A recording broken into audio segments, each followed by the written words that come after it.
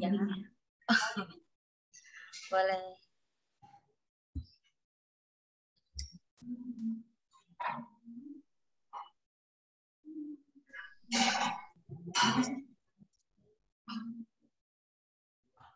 Nah.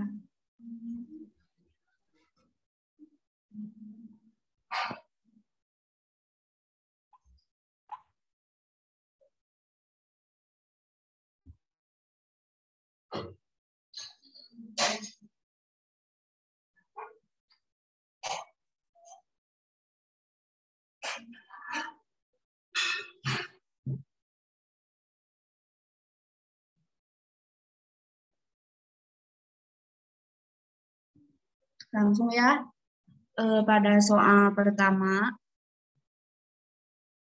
Teh Wulan belum ke soalnya, Belum. masih di file. Jadi perlihatkan dulu gitu. Iya, Iya. dilihatin aja langsung. Nah, ini ada 4 soal ya. Nah, ini harusnya nomor 3 ya, maaf typo. Nomor 3, ini nomor 4. Kaulan maaf, ini masih di file ya. Di close dulu, coba di share screen lagi. Dibuka dulu filenya. Ini udah ini tadi sini mah. Di sini mah belum teh. Close aja dulu, dimulai lagi. Iya. Oke. Udah ada belum? Masih loading. Udah ada. Ini langsung aja apa gimana? Rina. Iya, langsung aja, Kak. Iya, langsung aja, Teh. Di sini ada 4 soal ya, teman-teman. Nah, ini soal pertama. Langsung dibacain ya. Soalnya ada fungsi permintaan QD sama dengan 100 min 5P. Dan penawaran QS sama dengan min 20 ditambah 2,5P. Di mana QD, QS, P, dan satuannya itu juta.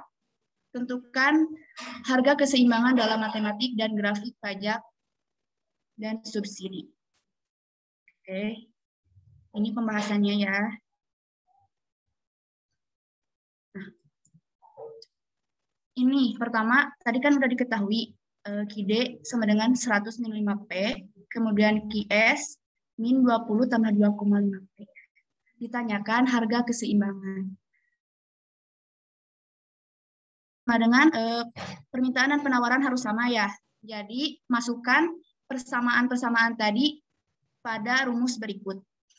Nah, QD berada di sisi kiri ya, di ruas kiri, dan QS berada di ruas kanan. Kita masukkan angka-angkanya. Yang pertama QD ada 100 min 5P sama dengan min 20 tambah 2,5P. Nah, kita rumpunkan angka dengan angka, kemudian variabel dengan variabel, di mana yang min 20 ini kita pindah ruas ke ruas kiri. Jadi yang tadinya negatif menjadi positif karena pindah ruas. Kemudian yang ini juga nih, yang min 5P pindah ruas ke sebelah kanan, jadi positif 5P. Kemudian udah gini, kita tinggal jumlahin. 100 ditambah 20 menjadi 120, 5P ditambah 2,5P menjadi 7,5P. Sehingga P sama dengan 120 dibagi 7,5 hasilnya 16 juta. Udah didapat nih, si P-nya itu 16 juta. Kemudian kita substitusi pada persamaan QD dan QS. Nah, QD tadi kan persamaannya 100 min 5P ya. P-nya udah didapat nih 16 juta, tinggal masukin aja. Jadi 100 minus 5 dikali 16 hasilnya adalah 80. Jadi 100 min 80 hasilnya 20. Ini tuh sebenarnya kayaknya tipe deh. Harusnya satuannya unit. Ini juga sama untuk persamaan QS. Tulis dulu persamaannya ya. Min 20 ditambah 2,5P.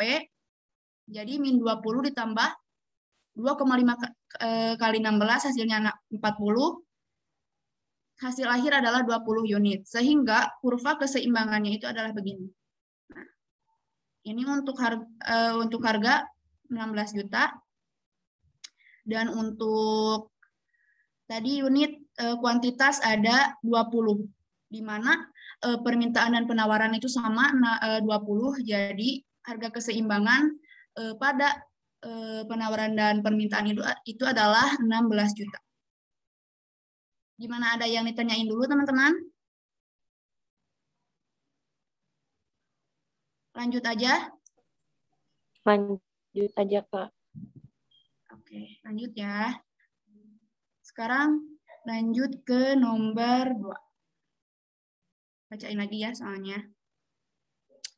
Nomor 2, asumsikan kurva permintaan dan penawaran pakaian adalah sebagai berikut. Di mana permintaan KID sama dengan 1.600 min 125P dan penawaran persamaannya adalah QS sama dengan 440 ditambah 165P. Ditanyakan, hitunglah harga dan kuantitas keseimbangan pasar untuk komoditas pakaian tersebut. Kemudian B, apabila pemerintah memberikan subsidi seharga 4,5, apakah dampaknya terhadap keseimbangan pasar? Kemudian hitung berapa besar excess supply atau excess demand dari pakaian yang terjadi akibat kebijakan pemerintah tersebut. Oke, langsung aja ke pembahasan.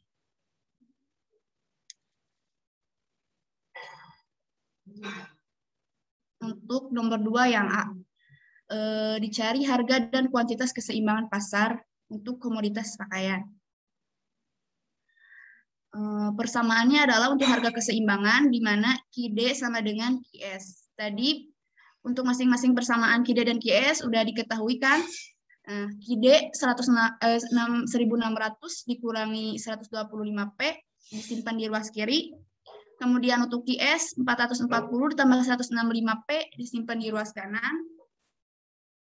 Maka didapat hasil segini. Ini caranya nggak jauh beda sama dengan nomor 1 ya. Ini seharusnya kalau lebih rinci lagi 1.600 ditaruh di sini. Kemudian ini yang positif 440 kita pindah ruaskan ke kiri menjadi negatif 440. Jadi di sini tuh 1.600 min 440. Kemudian yang ini nih pindah ruas ke kanan.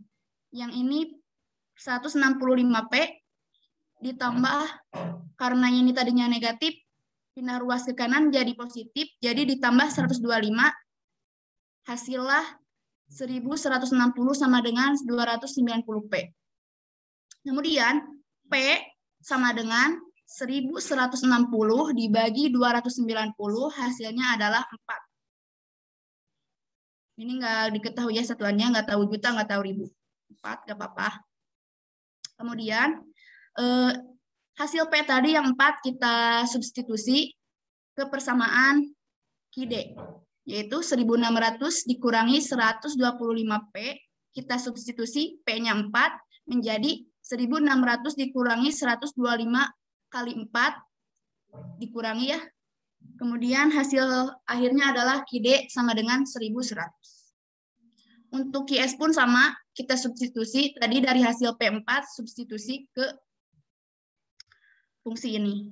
Nah, 440 ditambah 165 kali 4, hasil akhir menjadi QS sama dengan 1.100 juga. Ini harga keseimbangan, di mana untuk harga 4, permintaan dan penawarannya itu sama, 1.100, jadilah keseimbangan. Ada yang ditanyain sampai sini? Lanjut aja ke B. Teman-teman. Lanjut aja ya. Nah, untuk B, bagaimana jika disubsidi harga menjadi 4,5? Nah, untuk ini kan, ini diketahui nih, P sama dengan 4,5. Jadi, kita langsung aja substitusi ke persamaan QD dan QS-nya. Nah, untuk ini, 1.600 dikurangi 125 dikali P-nya 4,5, hasilnya adalah 1.037,5. Untuk persamaan QS pun sama. Kita substitusi P-nya 4,5, 440 ditambah 165 dikali 4,5, hasilnya adalah 1182,5. Sehingga untuk kurvanya adalah sebagai berikut. Nah, ini tadi yang keseimbangannya adalah di harga P. Kuantitasnya adalah permintaan dan penawarannya sama, yaitu 1.100. Nah, kemudian disubsidi oleh pemerintah 4,5, sehingga di sini ada excess supply, yaitu kelebihan penawaran. Jadi, akibat kebijakan pemerintah tersebut, harga menjadi lebih tinggi. Ya, tadi jadi 4,5, sehingga dalam jangka pendek terjadi excess supply atau kelebihan penawaran. Nah, tidak terjadi keseimbangan antara permintaan dan penawaran dengan harga yang lebih tinggi, yaitu sebesar 4,5. Gimana, mengerti teman-teman? Kurang mengerti teh yang kurva.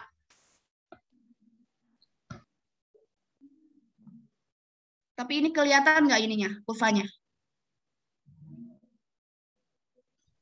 Kelihatan. Ini kan, tadi kan yang ini yang harga, ya, yang harga P4 itu terjadi keseimbangan antara si fungsi QD dan QS, yaitu sama-sama 1.100. Yang ini. Nah, yang ini. Kemudian disubsidi menjadi 4,5, sehingga di sini itu terjadi kelebihan penawaran, excess supply. Dan memang di sini pun kan tidak terjadi keseimbangan karena di sini itu kelebihan supply. Nah, kelebihan penawaran itu diakibatkan dengan harga barang yang naik. Jadi yang 4,5 dan pemerintah melakukan menetapkan penetapan harga yang lebih rendah seharusnya. Jadi untuk 4,5 ini kan harus dibeli pemerintah, jadi disubsidi gitu. Untuk konsumen hanya mampu membeli di harga 4. Gitu. Gimana, teman-teman? Oh iya, Kak. Ngerti. Ya, nanti bisa di ini lagi ya, dibuka lagi bukunya. Soalnya Tete juga masih belajar, masih banyak kesalahan. Langsung ke pertanyaan berikutnya adalah besarnya excess supply atau besarnya kelebihan penawaran. Jadi excess supply itu tinggal dikurangi kelebihan penawaran, dikurangi kelebihan permintaan. Nah, ini tadi udah didapat. Hasil kelebihan penawarannya itu adalah 1.182,5. Yang ini penawaran dikurangi 1.037,5. Sehingga didapat hasil 145. Dari total 1.182,5 pakaian, yang ditawarkan terdapat 145 yang tidak memiliki permintaan, yaitu yang ini tuh yang kelebihan penawaran tadi, yang excess supply. Nah, yang ini, yang excess supply harus disubsidi oleh pemerintah. Makanya tadi yang 4,5 disubsidi oleh pemerintah, karena si konsumen hanya mampu membeli pada harga 4. Gimana? Ngerti, teman-teman? Ngerti, Kak. Ngerti, Kak. Oke. Sekarang soal nomor 3.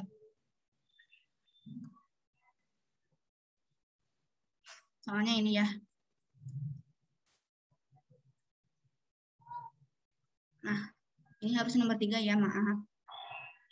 Dalam suatu perekonomian, apabila faktor-faktor produksi sepenuhnya digunakan, jumlah barang industri dan pertanian yang dapat diproduksi oleh berbagai kombinasi faktor-faktor produksi tersebut adalah seperti yang ditunjukkan dari tabel berikut. Untuk barang industri ada dari 0 untuk A, B 200, C 350, D 450, dan E 500. Kemudian untuk barang pertanian ada A 400, B 300, C 200, dan D 100, E 0. Pertanyaannya adalah, lukiskan kurva kemungkinan produksi negara tersebut. Kemudian yang B, apakah yang berlaku apabila keinginan masyarakat untuk membeli barang adalah seperti yang dan nyatakan di bawah ini. Ada 350 barang industri dan 250 barang pertanian. Ada 450 barang industri dan 50 barang pertanian. Dan ada 200 barang industri dan 300 barang pertanian. Kita langsung ke pembahasan.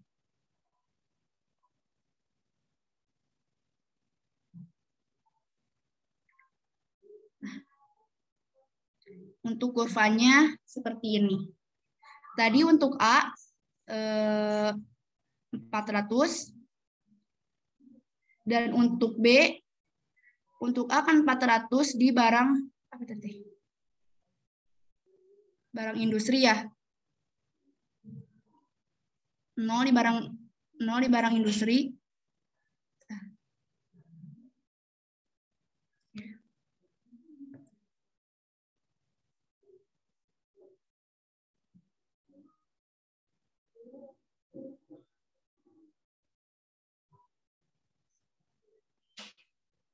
Untuk A 0 di barang industri, kemudian untuk pertanian 400. Nah, untuk yang B ada 300 di barang industri, kemudian 200 di barang pertanian. Ini. Untuk C 200 di barang industri dan ada 350 di barang pertanian. Untuk D ada 100 di barang industri dan 450 di barang pertanian. Dan yang E ada 0 di barang industri dan 500 di barang pertanian. Gimana? Udah ngerti sampai sini? Ngerti, Kak. Nah itu teh nggak kebalik teh. Yang mana? Yang barusan yang barang industri sama pertaniannya.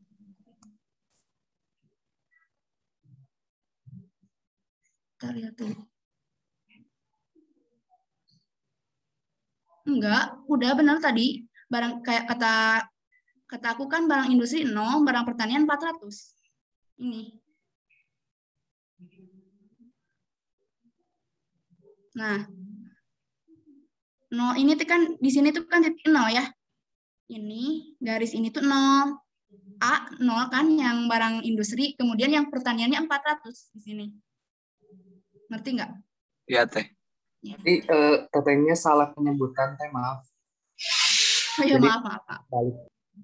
Ya, jadi untuk 0 barang industri dan 400 pertanian, ulang ya. Kemudian 300 barang industri, 200 barang pertanian, dan yang titik C 200 barang industri, 350 barang pertanian, D 100 barang industri ke sini, 450 barang pertanian ke sini, dan yang terakhir E 0 barang industri dan 500 barang pertanian. Kemudian yang B, gimana jika 350 barang industri dan 250 barang pertanian? Jawabannya adalah, jika masyarakat memiliki kombinasi pada titik C, artinya masyarakat memiliki kombinasi maksimum 600 unit. Nah, tinggal tambahin aja yang ini, 350 ditambah 250 menjadi 600 unit, yang terdiri dari 350 barang industri dan 250 barang pertanian. Kalau misalkan ada ditanyakan lagi nih, gimana kalau buat kurva yang soal ini? Nah, tinggal sama aja kayak gini. Berarti nih kalau nih yang ini, contoh yang I, 350 barang industri, berarti di sini kan, di sini 350 barang industri, kemudian 250 barang pertanian, sini. Jadi tinggal tarik garis lurus ke atas, 250 barang pertanian, nah 350 barang industri di sini. Jadi nanti titiknya tuh di sini. Kalau misalkan ditanya kurva, berhubung di sini soalnya nggak ditanyain kurva, jadi cukup pemaparan sampai sini saja. Ngerti kan? Untuk yang selanjutnya juga sama, 450 barang industri dan 50 barang pertanian dijumlahin terlebih dahulu menjadi maksimumnya 500 unit, yang terdiri dari 450 barang industri dan 50 barang pertanian. Berarti kalau dikurvain di sini 450 barang industri dan 50 barang pertanian. Jadi di sini titiknya ya. Tarik garis lurus ke sini, di sini 50. Yang selanjutnya pun sama, 200 barang industri dan 300 barang pertanian. Maksimumnya adalah 500 unit, masing-masing 200 barang industri dan 50 barang pertanian. Lanjut ke soal terakhir. Bacain dulu.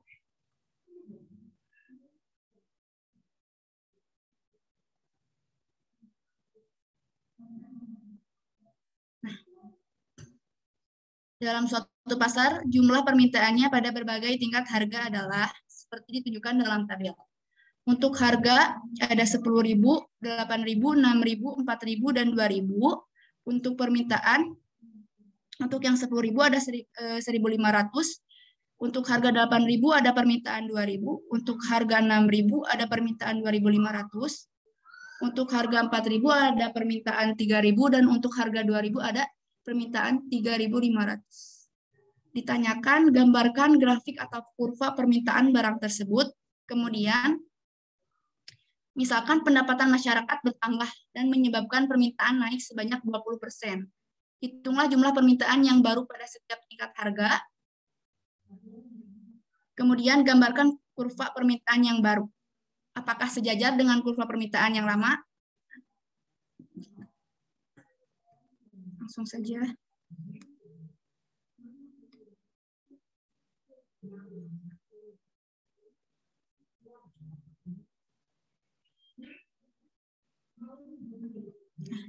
Ini untuk kurvanya. Jadi, tadi yang pertama ada harga 10.000. Ini permintaannya adalah 1.500. Kemudian ada harga 8.000, permintaannya 2.000.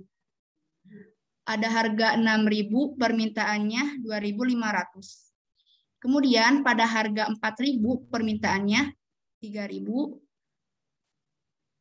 Dan untuk harga 2.000, permintaannya adalah 3.500. Mengerti sampai sini? Ngerti, Kak. Lanjut ya. Nah, bagaimana jika pendapatannya naik 20%? Pendapatan apa? Permintaan. Bentar.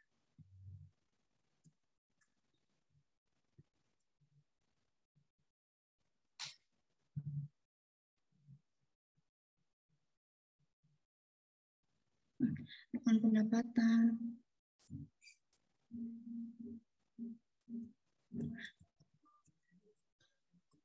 Ini bukan pendapatan ya, harusnya itu permintaan. Bagaimana jika permintaannya naik 20%? Tinggal dikalikan aja ya. Tadi yang permintaan yang pertama kan 1.500 dikali 20%, hasilnya adalah 3.000. 300 ditambahkan dengan yang awal 1.500 menjadi 1.800. Begitupun yang seterusnya sama. Tadi yang permintaan awal kan 2.000, kemudian dikalikan dengan 20% menjadi 2.400. Kemudian yang permintaan selanjutnya tadi yang awal 2.500 dikali 20% menjadi 3.000. Kemudian untuk permintaan selanjutnya tadi yang awal ada berapa tadi ya? 3.000 dikali 20% menjadi 3.600. Kemudian yang tadi permintaan awal ada 3.500 dikali 20% hasilnya adalah 42.000. Jadi yang dikalikan 20% terlebih dahulu, nah udah dapat hasilnya, ditambahin yang sama yang awal. Jadi didapatlah permintaan sebanyak ini. Kemudian lukiskan kurva permintaan yang baru, yaitu yang permintaannya naik 20%. Nah, ini yang baru ya, yang apa ini teh, yang garisnya warna biru. Jadi yang permintaan yang 20% naik itu pada harga 10.000 permintaannya naik menjadi 1.800. Kemudian untuk harga 8.000 permintaannya naik menjadi 2.400-nya ini. Dan harga 6.000 permintaannya naik menjadi 3.000. Kemudian pada harga 4.000 permintaannya naik menjadi 3.600. Dan untuk harga 2.000 permintaannya naik menjadi 4.200. Kemudian garisnya itu akan sama dengan garis yang awal, sejajar karena harga unit sama hanya permintaan saja yang berubah. Udah beres? Ada yang ditanyakan?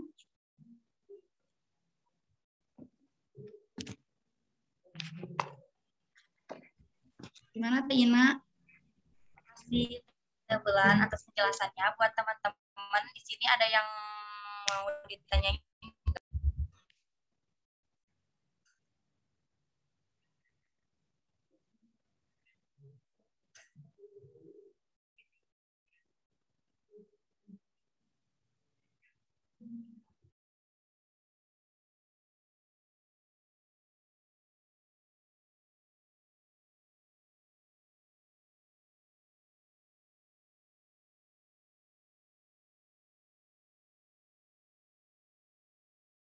Buat partisipan yang baru masuk, ada yang ditanyain nggak?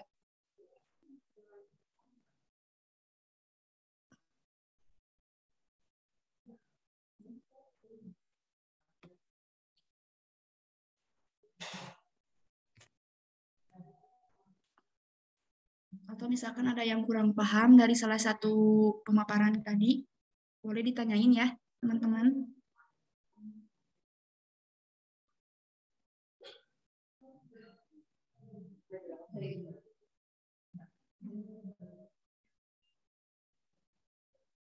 Kak Wulan ada yang nanya. Katanya kalau bikin kurva penawaran itu kayak gimana? Ya tergantung soalnya dulu. Nanti kan setiap pasti kan kalau setiap kurva permintaan atau penawaran juga pasti ada dilibatkan dengan harga. Gak jauh beda sama gini sih. Nah ini untuk harga. Mungkin di sini itu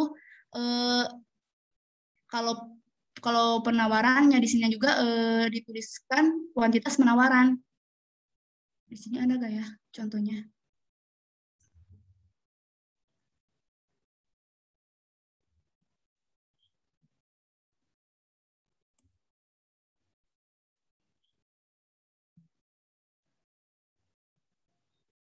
Nah ini nih di sini nih bisa ini jadi contoh. Untuk kurva penawaran pasti naik ya. Nah ini untuk permintaan. Gitu teman-teman. Ada yang ditanyain lagi?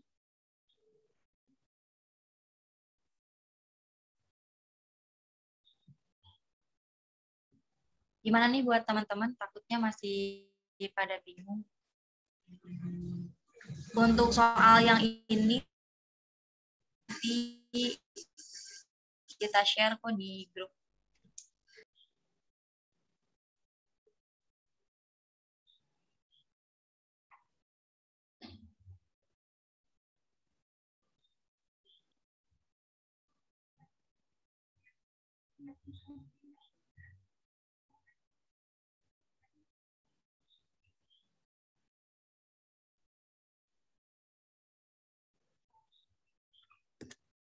Gimana teman-teman? Ada yang ditanyain lagi?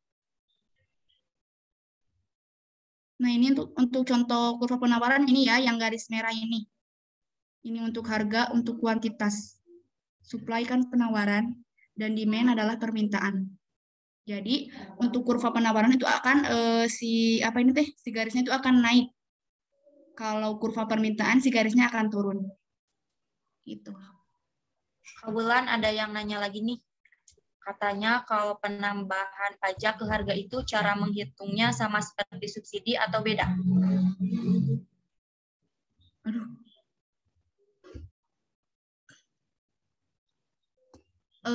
Bisa dibilang hampir sama dengan subsidi, cuman kalau pajak kan pasti misalkan pajak 20%. Nah, nanti di ini dulu 20% adalah 20/100. Berarti didapat 0,2. Nah, nanti dikalikan dengan 0,2 itu. Nggak ada ya. Tina nggak ada contoh soalnya ya. Nggak ada nih. Oh ya, nanti juga Teman-teman. kita ada bang soal. Teman-teman, kalau misalnya teman-teman mau lihat soal-soal ujian yang tahun-tahun lalu, itu bisa banget nanti minta ke kita. Oh, Teh Wulan, Ilham, ada pertanyaan lagi dari Ilham. Katanya itu dapat 4 dari mana ya, Kak? Yang A. itu 4 ditanyakan ya kayaknya Tina. Emang soalnya yang ditanyakannya adalah mana. Bentar. Mana coba? Oh, yang ini. Kurang jelas yang ini. Nah, itu kayaknya. 4 didapat dari, coba kalian sambil keluarin kalkulatornya ya. Kita sama-sama ini.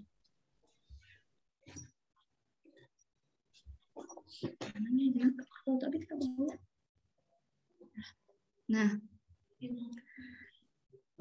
P sama dengan 4 didapat dari mana? Nah, pertama, ini kan fungsi dan sama dengan fungsi penawaran untuk harga keseimbangan. Nah, fungsi permintaannya itu adalah 1.600 min 125P. Untuk fungsi penawarannya adalah 440 ditambah 165P.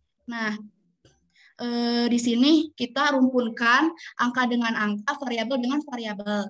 Jadi, seharusnya itu di sini tuh lebih terperinci lagi. Di bawahnya itu adalah 1.600, catat ya teman-teman, 1.600. Nah, yang ini 440, kita pindah ruas ke kiri.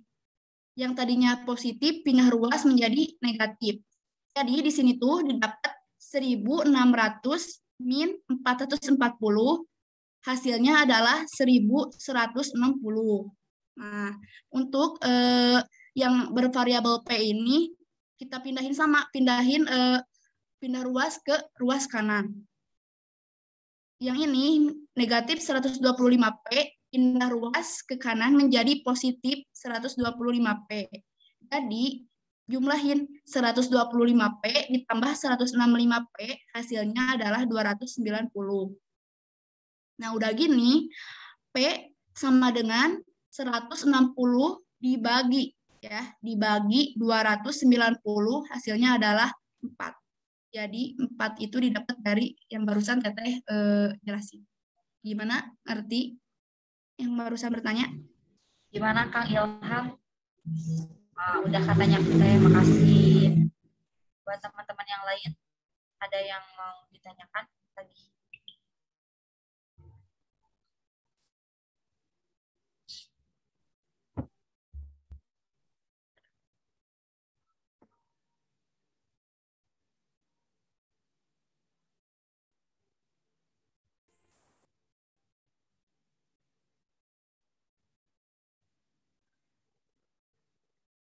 Ada yang ditanyain lagi?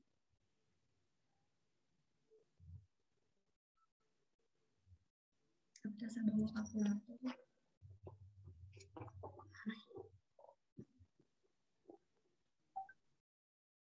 Ada yang sendiri?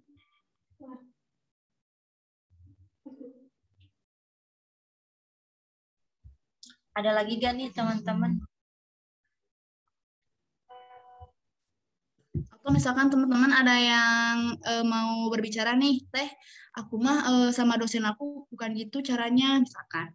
Nah, boleh tuh dipaparkan kalau ada yang mau disampaikan, boleh.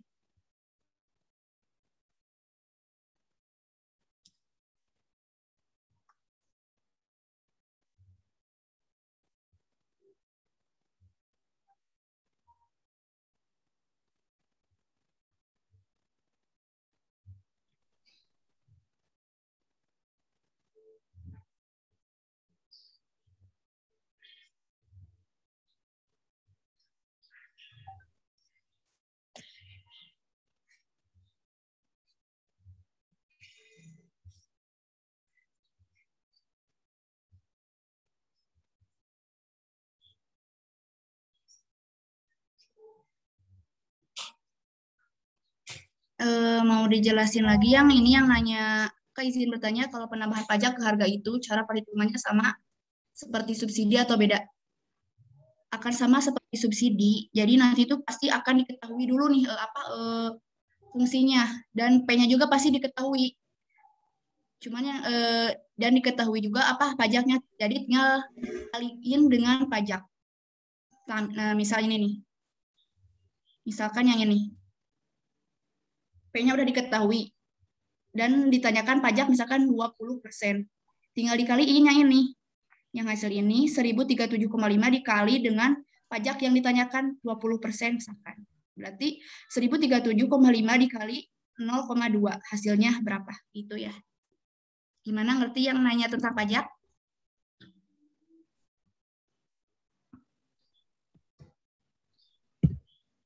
Teh Wulan, ini ada yang nanya lagi nih. Ya, Teh Ina.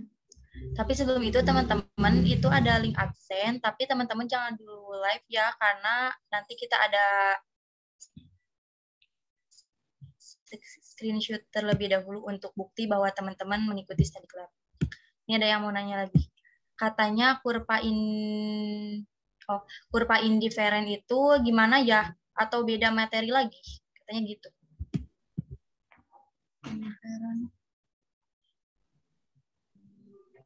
Kayaknya emang beda materi lagi deh. Soalnya di sini nggak ada kurva indifferent.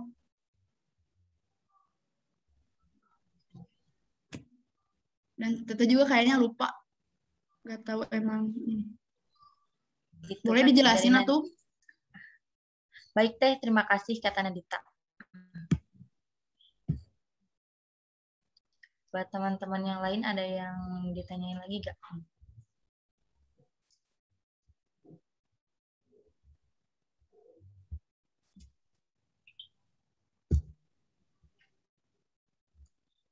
Buat teman-teman, kalau misalnya IPK-nya belum ada, itu strip aja ya.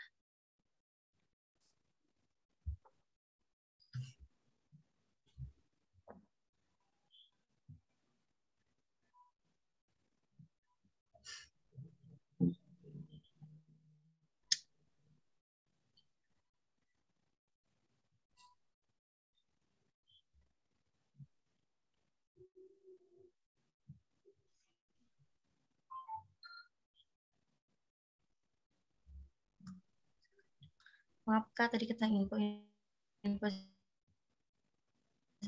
Ya, boleh isi absennya sekarang, tapi teman-teman jangan dulu keluar ya. Nanti kita ada screenshot terlebih dahulu. Kak, biasanya UTS itu berapa soal?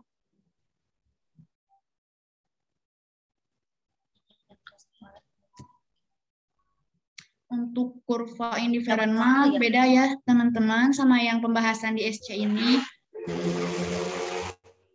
SC berikutnya dibahas. Ini kata Ilham,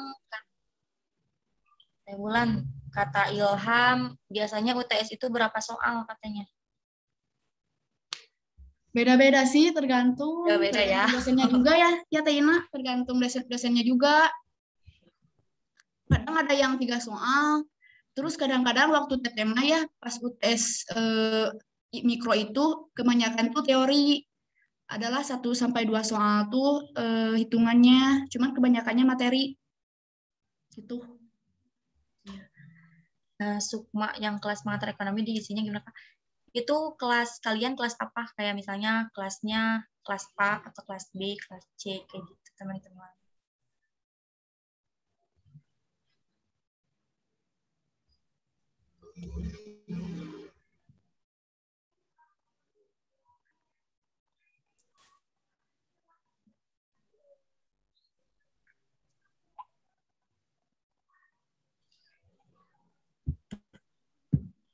Gimana teman-teman? Ada yang tanyain lagi?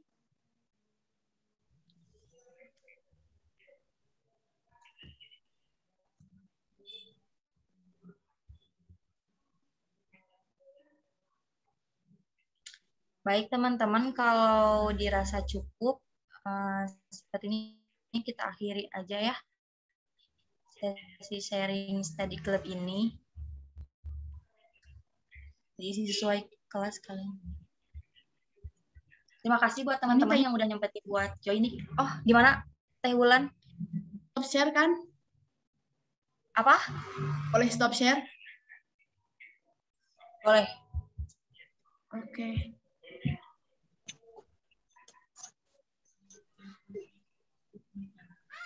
Izin tanya, nanti filenya kirim ke grup. Iya, nanti filenya kita kirim ke grup kok. Buat teman-teman, yuk on cam terlebih dahulu. Kita mau sesi foto-foto nih. Screenshot. Yuk berikan gaya terbaik kalian. Siap. Yuk teman-teman on cam dulu. Biar kelihatan. Aduh, ada yang lagi di jalan.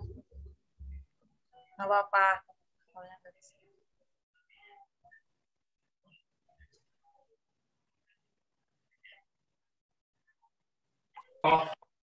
Teh Cantika udah siap buat screenshot? Udah boleh. Dipandu ya. Pertama dari slide 1 dulu. Teman-teman slide 1, ayo siapkan gaya terbaik. Gaya terbaik. Oke, boleh. 1, 2, 3.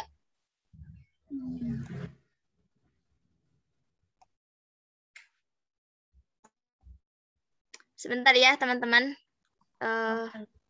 Diulang lagi.